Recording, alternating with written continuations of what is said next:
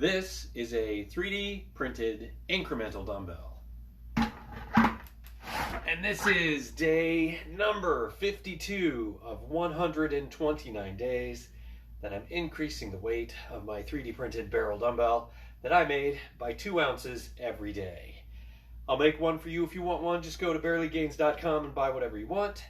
Reason number 52, I'm bicep curling from 1 pound to at least 17 pounds in at least 2 ounce increments, is for demonstrating that it is suitable for specialized training goals and meets individualized fitness needs, like, increasing the weight incrementally by 2 ounces, 4 ounces, 6 ounces, half a pound, also known as 8 ounces, 10 ounces, 12 ounces, I might even say 14 ounces or even a pound. Whatever you want. See you tomorrow.